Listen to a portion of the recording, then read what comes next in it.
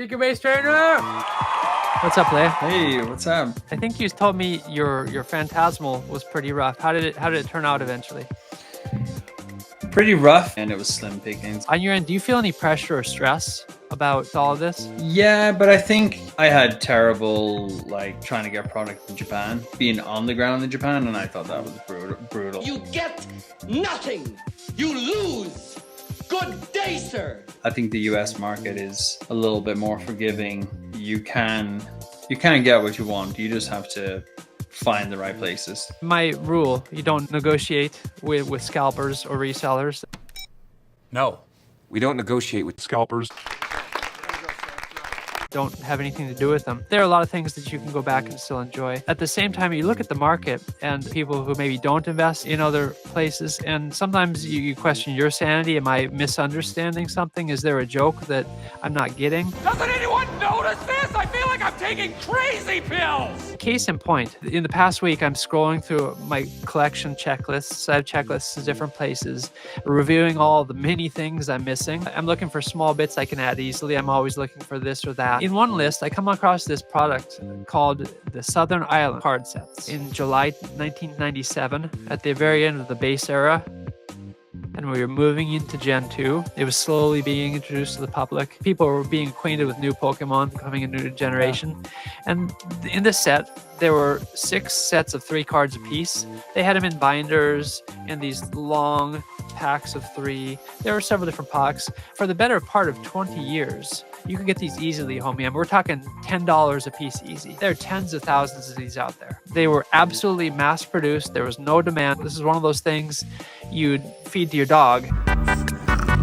No one cared about it. Unfortunately, as you know, we live in this era when everyone is trying to make a really lazy dollar. Even these cheap products have fallen victim to speculators. The fact that these were so cheap for so long, spoiler, they've exploded in price. It wouldn't surprise me if there's some market manipulation. People bought as many up as possible because they were dirt cheap for the longest time. We're talking 2 decades. And it's interesting, there are 6 different sets. With respect to which Pokemon are in which set, the price varies significantly, but we're still talking multiples on multiples of what they were for 2 decades. Yeah. That's not organic. It's absolutely not, because over time, slowly, these have accrued in price. I randomly picked one of the 6 sets. Back in June, it was about $100. Since then, it's doubled in price. This is not organic or just slow accrual over time value as they get older. There's some irrationality in the market. It's not you. I feel like I'm taking crazy pills! That's just the market. It's ridiculous. And then so I'm here last night preparing to talk about the Southern Islands topic, and I hop on Japanese X. There's another product, very much more modern product, albeit from the Sun and Moon era. It's called the Family Pokemon Card set. So every time you have a generation, Pokemon releases this box set of cards, pre-constructed decks, very simplified rules. It's a set intended for families to buy for cheap, $15, $20. You open it up and you play with your kids. They mass produce these as well. You can find them and they're dirt cheap. I find out that on Japanese X, the Family Pokemon Card set from the Sun and Moon era, it inexplicably exploded in price. And the cheapest one I could find on Mercari was over $300. Okay. Wow. These retailed in Japan for like $50. What? So we're talking like a 20 times increase. Wow. And again, this was an extremely cheap product for the longest time. It had no packs. There wasn't any sense of randomness. There's no gambling aspect to it where maybe you'll get a good hit. The deck list is set.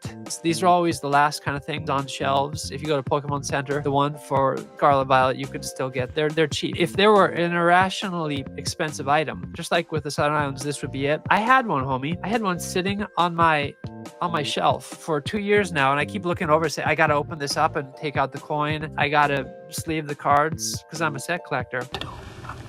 Don't you dare. This has been sitting on my shelf for 2 years, Wow. waiting for me to break it open and binder it. I'm rethinking that now because this is $300. In PSA 10, I think there's a Pikachu card in here. There's a Mew card in here. and those get a PSA 10, and we're talking a couple $100 for those cards.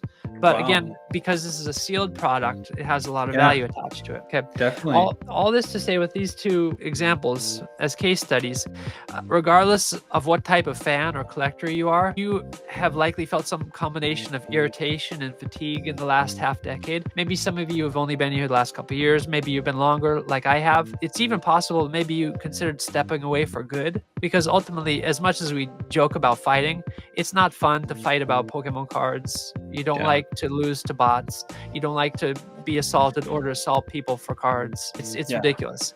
But I am here to tell you that no, you are not going crazy.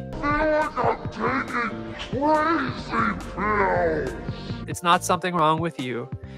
All of these market moves they're not rational. They're not indicative of a healthy ecosystem. And ultimately, they really feed off of our most basic instincts. It's likely we're never going to see a market correction. This product that was $15 when it came out in Japan in 2019 is never going to go back down to $15. No. It probably will never go down to 100. It probably will never go down below 300. We're never going to find a right and just market correction. After all, it's going to be impossible, all but impossible, for casual investors to have the sanguinity to take a 50% hit. Like, say, I'm a hype beast. My friends are doing it. Hey, I check it out. I bought this for $300. Okay, let's just imagine the market says that was stupid. Let's go to 150. Most people, they are stubborn-headed, and myself included. I am going to refuse to put this on auction and take a $150 hit, a pride or whatever else it may be, to take a 50% hit on that. So human nature, we refuse to take the hit that would be necessary for a proper market correction. The market is not going back to what it was before. And this in turn leads to the stubborn holding of products, people not putting them out for auction, but they just put them away in a cubbyhole somewhere. Okay. Yeah. And this in turn leads to this false sense of market scarcity, and it just perpetuates from there. The good news about this, we're going to flip it around. We're going to talk about the good side of this. The good news is that the library of Pokemon is so vast that no amount of market frenzy can fully overtake it. The Guinness record for largest collection of unique Pokemon cards is over 48,300. So there are ample ways you can circumvent all of the greed, whether it's collecting a particular language, character, or Pokemon. You know, if you want to collect sealed, it's fine. But if you don't like it, if you don't have the means, if it just doesn't interest you, there are lots of ways you can still enjoy and collect it. There's something for everyone. And in conclusion, don't look at the market, be stressed out about it.